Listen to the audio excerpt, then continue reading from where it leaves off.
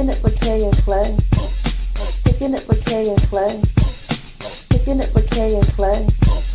Kicking it with Kay and Clay. Hey, everybody. Thank you once again for tuning in, watching, or listening to Kicking It with Kay and Clay. I'm your girl, Kay Marie, and we have another great show for you today. Just briefly, I just want to thank everyone that supported us, that listened to us, that downloaded our shows and sharing the shows, that listen to us in other countries. Like I said before, we have a big following in France. And I just want to thank everyone. It has been a great year. This is my debut year. We started in February, and this will be the last show of 2020. And then we're going to take just a little winter break, and we're going to come back in January. Now, there's going to be just a little bit of tweaking, a little bit of changes starting in January. We're going to do more series-based episodes.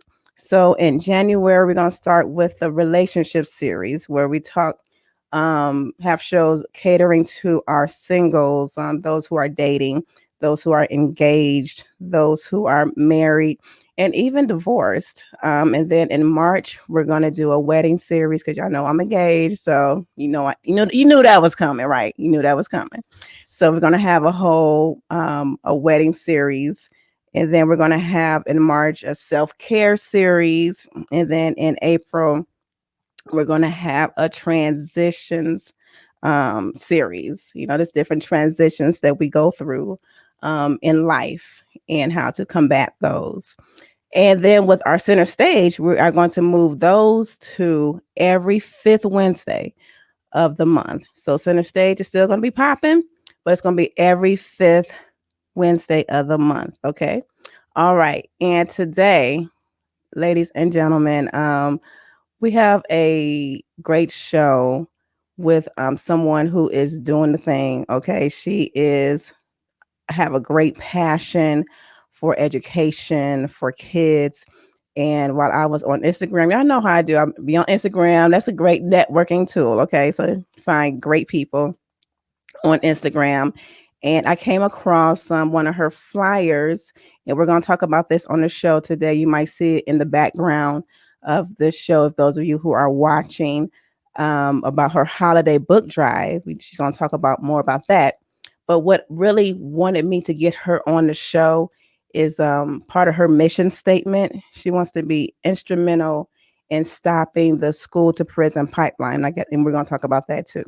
So without further ado, let me introduce today's guest. So today's guest is a graduate of Indiana State University, where she earned a communications degree with a public relations concentration, and she minored in human resource development.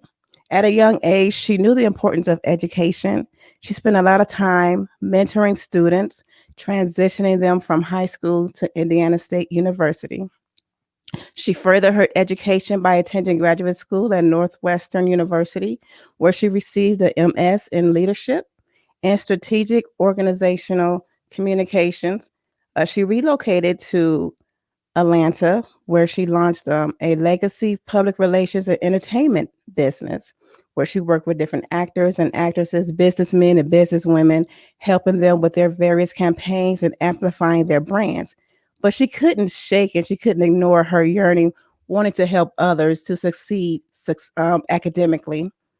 And in 2014, she created School First Incorporated. It's a non-profit organization. It's designed to provide students with the knowledge on the functions of the entertainment industry while encouraging them to obtain success by the means of education. So without further ado, ladies and gentlemen, I'm going to add our guest today, Miss Kendra Crew. Hi, Kendra. Hello. How are you? Good, and you? I'm doing well. I'm doing well. I'm happy to be here. I'm happy that you accepted. Thank you so much. And you guys, like I said, Kendra, she is out here doing it, and it was so much about her.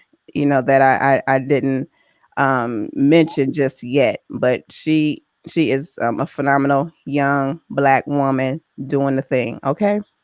Thank you. Thank you so much. You are welcome. So let's just get into it. I know you mentioned when I asked you for your bio, you mentioned that about the age of 13, you saw a lot of your peers, a lot of violence that happened when you were younger with your peers. Can you just mention that? I know that's really instrumental in what you're doing now.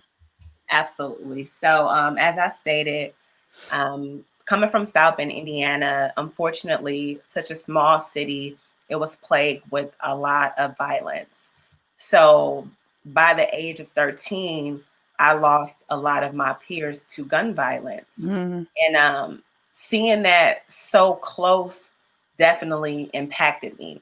And so I had to determine, okay, what was going to be my way out of this and how would I be able to acquire success?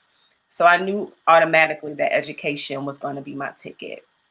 At And a young age, you knew that. I mean, and now I will say, luckily, my mother, my educators, they, saw something in me. And so they just really, really made sure that they instilled the importance of education. So I ran with it. I mean, high school, I graduated ninth in my Mm, high school class. Indiana State, I graduated with a 3.8. okay. Northwestern with a 3.9. So I've just Okay. always been extremely serious about my education because nobody can take that from me. That's true. Now, with some people, studying come easy. People are good test takers. So, is it innate in you, or did you have to like work at that? I mean, I know you worked at it, but some people it just come easier than others. So basically, I mean, I did study a lot. Mhm. I sat in the front of my classes, every single one.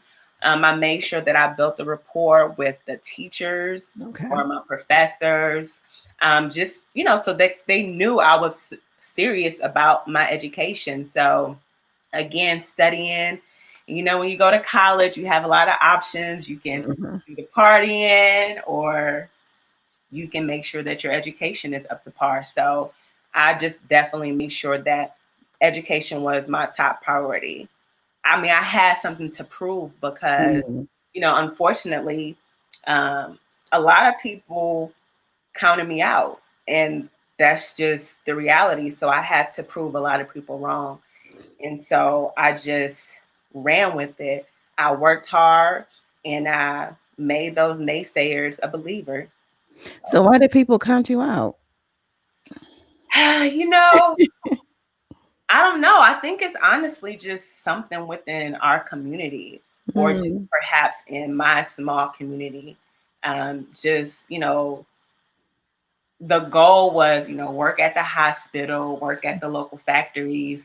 So having someone like me with, ambition to, go to college and go to one of the top universities and someone that unfortunately looks like me, mhm. that was surprising to a lot of people. I mean, even when I was in college and I was telling my professors that I was applying to Northwestern, they were like, well, that's a hard university to get into, even Wow. though I had Wow. all A's. So literally, my whole life has just been fueled, unfortunately, by naysayers, and I just had to persevere. Okay. Now, your high school or, elementary, middle school, high school, was that predominantly Black or was that a mixture? It was mixed, but I took honors classes and AP classes, so the majority of my peers in those classes were not my race.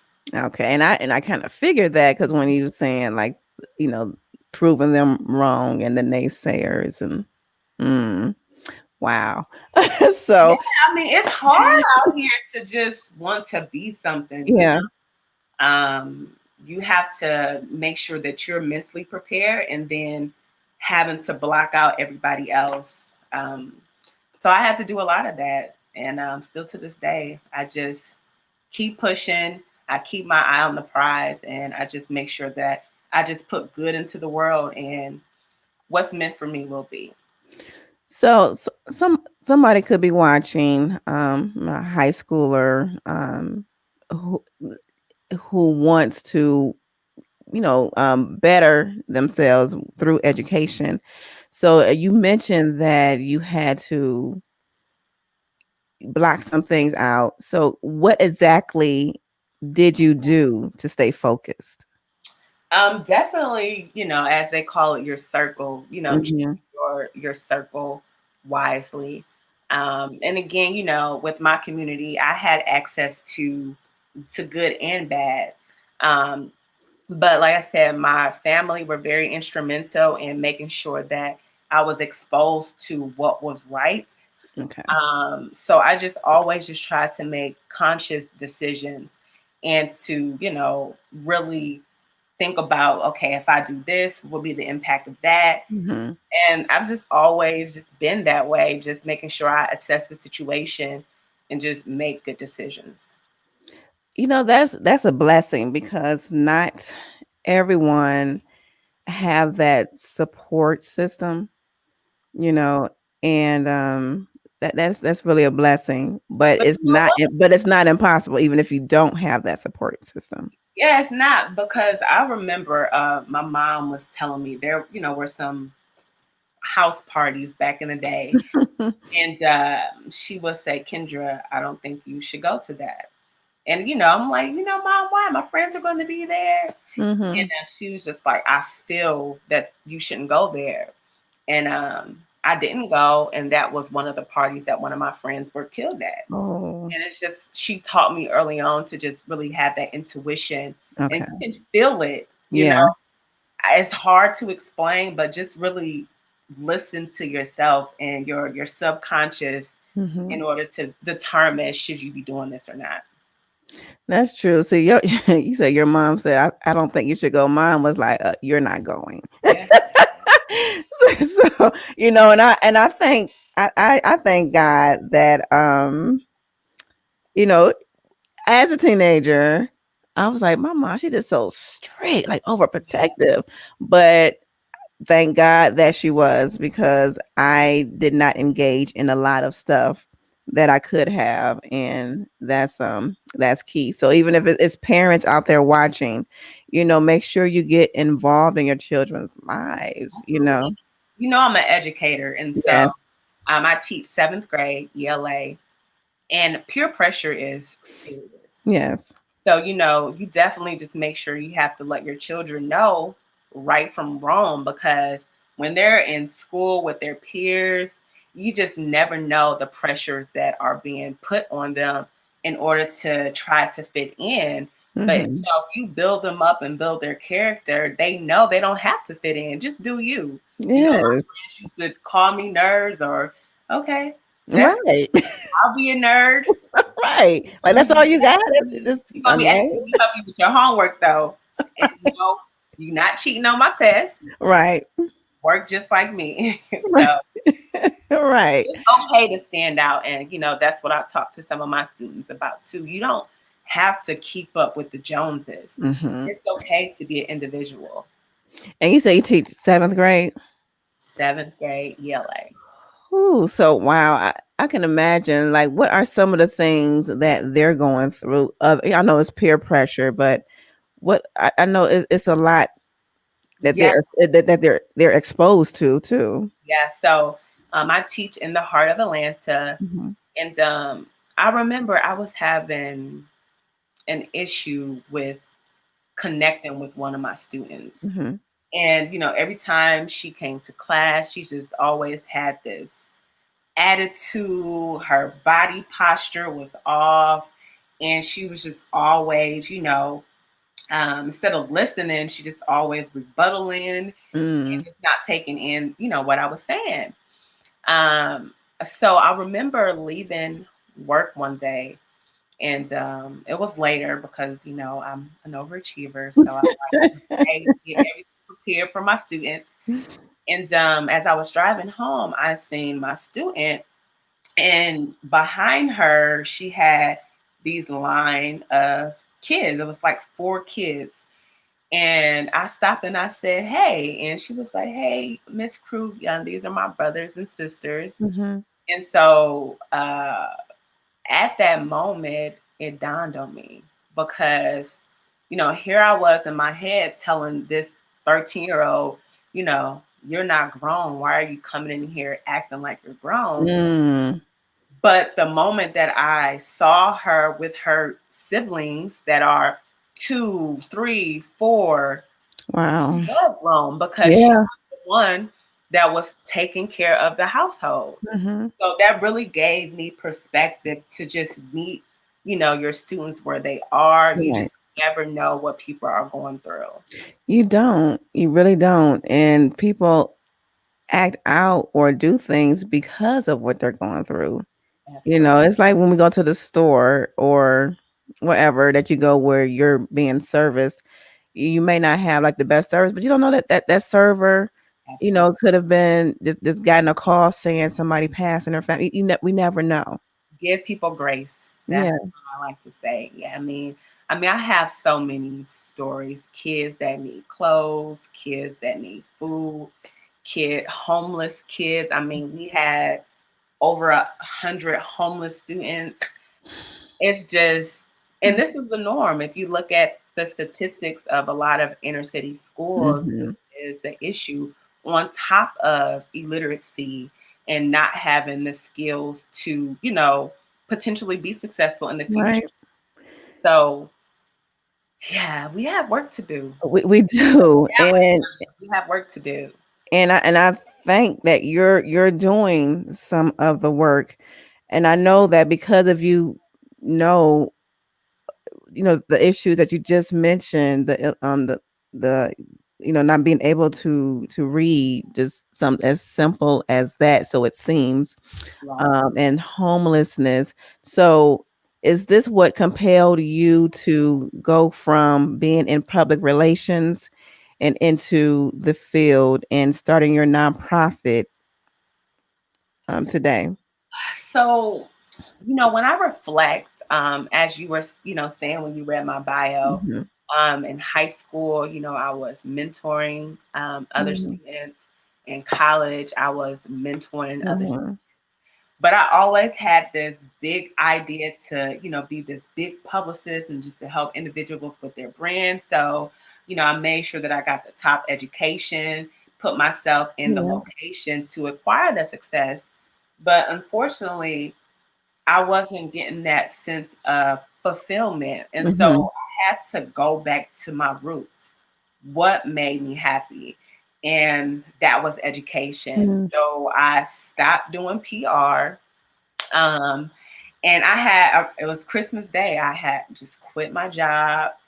And as I was thinking about my next plan, because I honestly didn't have a Hmm. next plan, I seen this ad for teaching, Hmm. and I applied. Um, I got accepted. It was a real rigorous process. I went through a Teach for America, Okay. and here I am today. I am a certified ELA teacher. I love what I do. It makes me feel good. So that combined with school first, literally my whole life is dedicated to education in some capacity. And that's your calling. It's like you couldn't get away from that, I couldn't. I Yeah. look, the big money for because Northwest Hmm. now, I did everything that I could, what I wanted, but Yeah. I realized that God had a different purpose for me. Hmm. And just what I've been able to accomplish from the classroom to even, seeing kids that I've purchased books for them. It's just no better feeling to to just help my community. It feels good. It makes me, you know, Hmm. I can't even explain it. It makes me emotional but happy. And see, and that's when you know that you are doing what you're supposed to do. And in a sense, while you were talking, even though you were in public relations, you were helping other people, establish and launch, their brands, pretty much doing the same thing with these kids because their brand is their life. Absolutely. So you Yeah, still. and that's the thing, again, as a seventh grade teacher, um, a lot of times, students at that age think that, oh, we have a lot of time to Hmm. make decisions. But unfortunately, in other communities, these kids are already set. Like they are already identifying colleges Hmm. where they go. I mean, they're typically born into generational wealth. But when you have students, that I teach, some of them may be the first one in their family to graduate high school, Mm. to even think about going to college. And so it's just important to have these resources readily available for them so that they can change the trajectory of their life and to just change you know, their family. Hmm. Excuse me. So let's talk about the school first movement. How did that come about? So again, doing PR, I had made a lot of connections. So I was like, I know that kids really look up to individuals in the entertainment industry. So Hmm. how can I bridge the gap? So I started picking up the phone, calling some of my contacts, like, hey, I have a school that has invited my program to come talk to their kids about the importance of education, how to overcome your issues in an intimate setting. So I had an individual from 1079, which is one of the biggest radio stations here in Hmm. Atlanta. I had Corey Sparks from Epic Records. Mm. He came to talk to the kids. I had Kelsey Nicole, who was on the show Couples Therapy, to come talk to the kids. So I had a lot of different individuals to use their time to come talk to the kids about the importance of education. And that's how I started. And before COVID, the last individual that I had to come talk to the kids was his name is J1, and he is the multicultural director at Pandora. So he Oh, okay. came to talk to the kids, and it was a good time. Mm. So that's how I started school first, and I've just continued to build on the brand and the missions since 2014. Okay, and excuse me, y'all. I just got this coughing spell. Oh my gosh. Excuse me. I'm so sorry. So, okay, let's talk about your book drive. What is that, and how can we participate in it? So, one of my missions is to combat illiteracy. Hmm. Again, as an ELA teacher, I have seen 14-year-old students, 13-year-old students who are reading at a pre K level. Mm. So, I know the only way to change that is to read Yeah. and to just help, our students fall in love with reading in its entirety. So I created the holiday book drive to do again to just help combat illiteracy, get those books into these students' hands, and make sure that they open the pages and just really Yeah. digest. So the way you can find it is on our website, which is www.schoolfirst.org, where you can either donate or you can submit the books that you want to request. Once you submit the books, I purchase them for you and you will have them in your hands in 1 to 2 days. Okay. So, and this goes on for it's now until.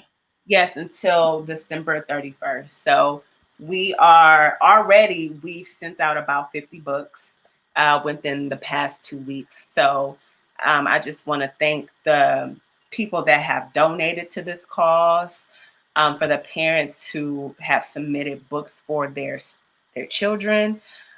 So yeah, until December 31st, you can donate or you can submit books for your babies. Okay. And what kind of books Oh, are you so guys seeking? Look, they are. So I let them pick whatever books they want, but Okay. they have like literally selected some phenomenal books. For color girls, Mm. I Am Enough book is one of them. Chocolate Like Me. So a lot of self affirmation books for young kids, well, young African American kids, they have been selecting. So shout out to the parents. They are doing a phenomenal job. So we go to the website, Yep. and is it anything we have to fill out? Yeah, so there's a form. You just put your name, your email, and then there are three slots where you can select books. And so once you fill those lines out, hit submit, then it comes into our system, and then I go and select the book and purchase it for you. Okay. And or you guys, we can donate monetary as well. Absolutely. Because we You know know, that these nonprofits, they really need, money. Let's be real, to stay afloat and to get the movement, keep it going. So when you hear of different movements and organizations that's helping people, especially kids, especially our kids, it's good to sow your seed or give your money into these type of organizations, and I'm sure that they will accept any size donation. I was just about to say that. I mean, from $2 to $200, Mhm. whatever. I mean, any type of donation goes a long way. So if you have 10 people who give $2, that's two books I Mhm. can purchase. Yeah. So the size does not matter. It's really your heart and your intent. So again, any donations, no matter how big or small, are definitely welcome. And those who's listening only, Spotify, my people over on Spotify and other platforms that's only audio. If you want to get in touch with Kendra, you can reach her on her Instagram handle at School First Movement. That's SCHOOL1 Movement. And on Twitter, the handle is at Keep School First. And on Facebook is at School First. And if you want to email her, you is something that you want to collab with or work with her on, to send her an email at info@schoolfirst.org. Okay, for those who are listening. Yes, yes. So I know that earlier on, before we started the show, you were telling me that like some of the kids, they have like books with the pages falling off and everything. And Yes. So the reality is a lot of your public schools or Title I schools, the resources are just not there, unfortunately. Um, so I'm always trying to find ways to solicit donations to purchase books, that are appropriate for yeah. the students in order to read. So yeah, that's just unfortunately the reality of public schools. We don't, even when you think about COVID and the COVID shutdown, preparing for um, at-home learning, a lot of the kids did not have devices. But if you go to some, Mm, the students already had one-on-one devices that they were acclimated with. yeah. Or if they didn't have it, they were given like iPads. You know. So, but unfortunately, we did not have that luxury. Mm.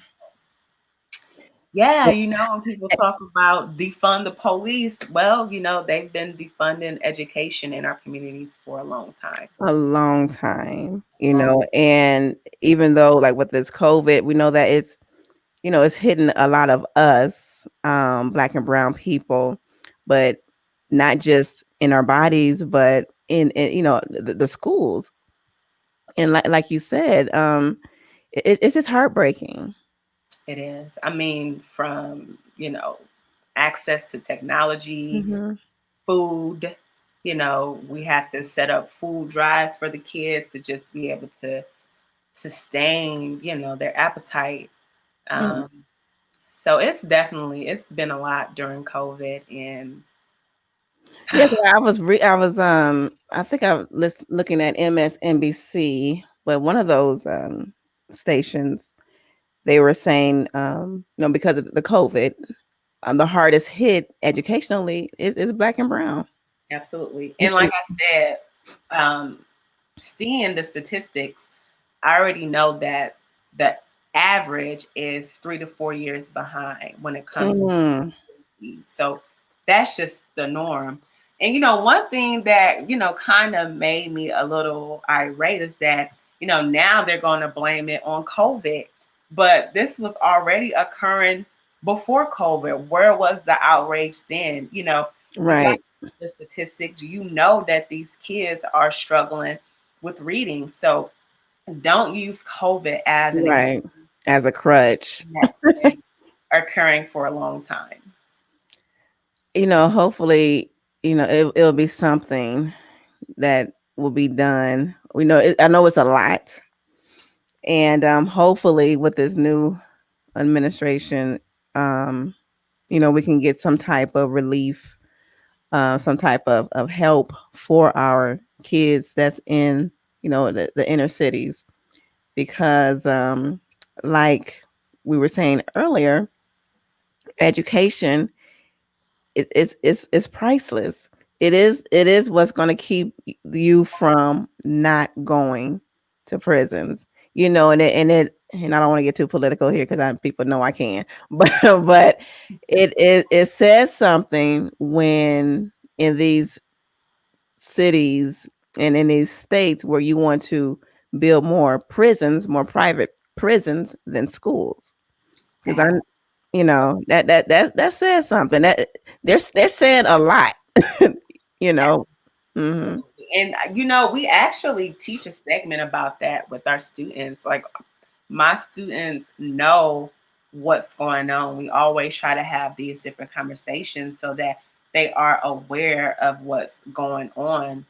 And, it just again gives them a reason to work hard and to Hmm. fight against the statistics that are, really designed for them to fail. Yeah, it is really like set up for failure. It really is, and I I like how you are helping your kids see that.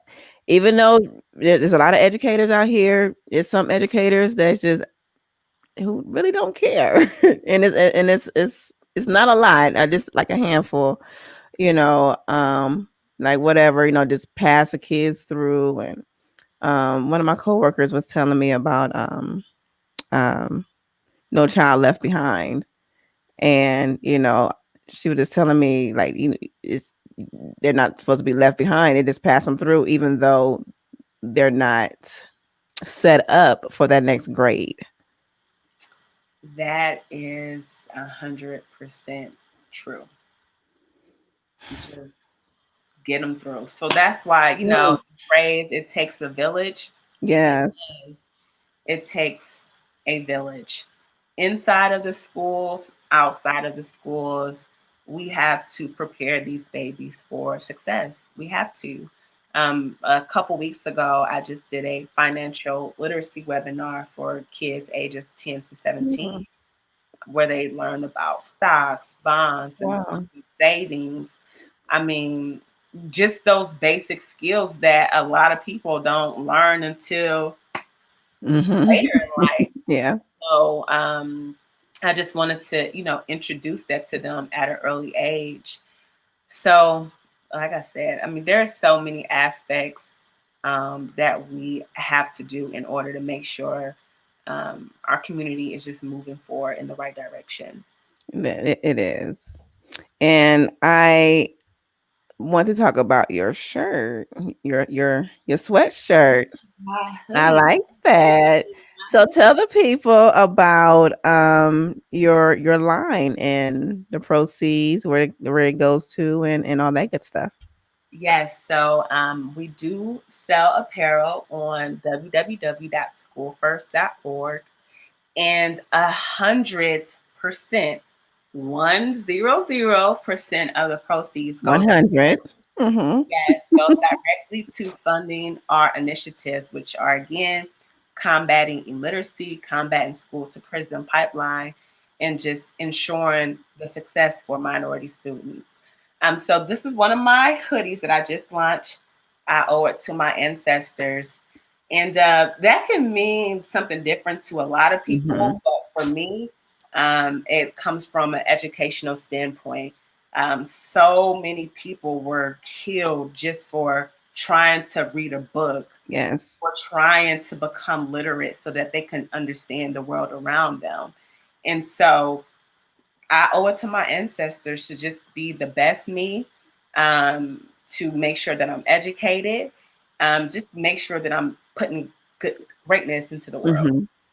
So have you? I'm curious. Have you ran across some of your students' parents who might be illiterate? Yes, Mm-hmm. I have. I had a student who was struggling with reading. He was reading like 4 grade levels behind. And of course, we had to have a conference with his mother. And his mother said, yeah, well, my entire household struggles with reading and Mm, herself. So, yes, this is, not just the babies. yeah. We definitely have adults who are, unfortunately illiterate. So okay, so you say you come in contact of a student who's illiterate. Um, how long does it take for someone to start reading at a level that they should? Oh my God. It does take a lot of time. So Mm, that's why um, at my school, we implemented like a literacy workshop. Every morning, they would meet with a teacher that's teaching content on their specific grade level. So if they're reading at a pre-K level, then that will be the setting that they're in, going over sight words, cat, hat, mm, um, you know, dog. Um, so once they get that training, then they would test again and then grow. And so we just kept doing it throughout the year. And I actually was rewarded for having the most growth mm. with my students in my class. So yeah, I had students who were reading at a 3rd grade level, and then I pushed them up to a 5th and 6th grade level. Oh wow. Okay, that's Time to be tested. okay. That's good. So, do your organization do can people say they want to be mentors themselves and um help a child with their literacy? Do you guys provide that as well, or No, absolutely. I mean, the doors are always open for okay? any types of ventures when it comes to, again, our mission. So if you would like to connect on different mentoring opportunity to, enhance somebody's literacy, you can email me or again contact me on any of my social media handles. And you are in Atlanta. I am in Atlanta. Mhm. I know I have a lot of listeners in Atlanta. So if if you feel like you want to help, you know, our our children Yeah. who needs really desperately needs help so they can be set up for success and have a great life. Just donate a few moments of your time. It doesn't take much. Like I said, we're doing a series of workshops. Anybody who has experience in HR, any, financial institutions, let's just try to find Mm. a way to connect because that is one of our missions to enhance the quality of life for minority students. And that's going to happen through conducting workshops for the students. Okay, and for those people that you're seeking, do they have to be local, or Oh are no. these workshops like virtual? Just by everything's virtual now.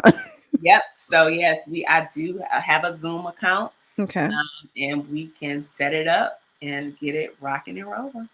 So you need some people that's in HR and some financial folk, right? Yes.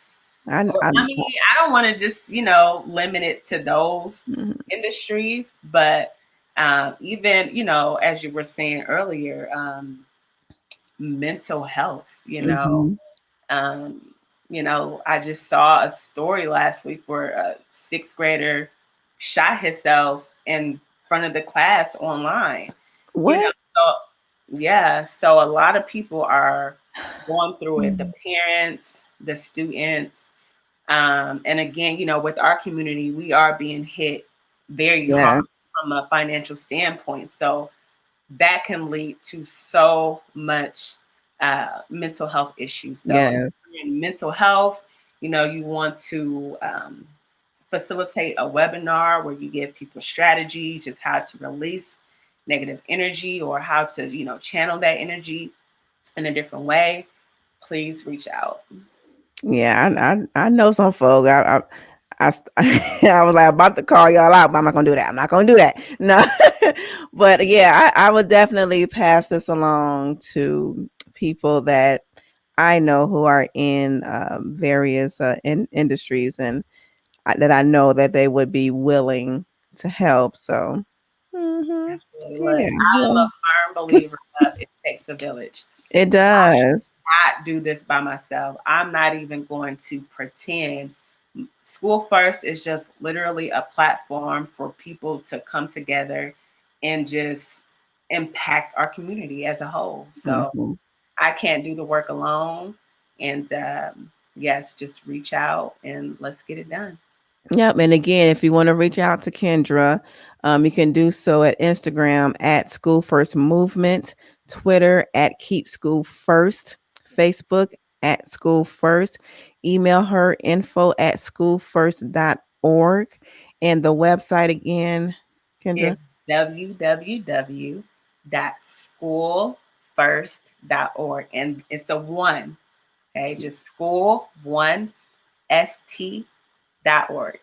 Yeah, y'all, let's help. Let's do this. Our kids' lives are in the balance, and we owe it to our future And our ancestors. and our ancestors to make sure that we do what we can do to make sure that our youth have a great future. Absolutely. Thank you so much, Kendra. This has been really enlightening. Yeah, it's been very motivating as well. And like I said, I'm going to talk to people that I know and who I know would not mind helping. So you'll probably be getting some emails for your workshops. Well, I just want to thank you so much for the opportunity. I mean, there are billions of accounts and billions of organizations that you could have chosen, but I'm grateful that you chose School First. I'm grateful that you allowed me to share my story, share my nonprofit, and just let the world know what we're doing. So, thank you again for this opportunity. Thank you for again for accepting, and this is how I do one of the ways that I do my part, in all of this, I like to bring people to the light of what they're doing to other people. So, and it's just I'm glad to do it. So, this is my first live interview. So, Really? I mean, I've had articles, Hmm. but I've never done this in person. So, Wow. yeah, thank you so much. You're welcome. It's not going to be your last. I know that for sure. It's God's will. I will tell the world about School First. School first. Thank you, everybody, again for just listening, and thank you in advance for helping out with the book drive, helping out, with your time, helping out with your skill sets. And thank you so much. And we will see everybody again next year. I want everybody to enjoy and have a great Christmas, New Year's. New Year's. I know this has been a year. This has been a year, but let's just focus on the positives. And those who have lost loved ones due to COVID, my prayers are with each and every one of you. And let's just end this year with a bang and go into next year just charged up and just motivated to do what it is that is on our hearts to do. So thank you. And I will see everybody next year. Bye. Kicking it with Kay and Clay. Kicking it with Kay and Clay.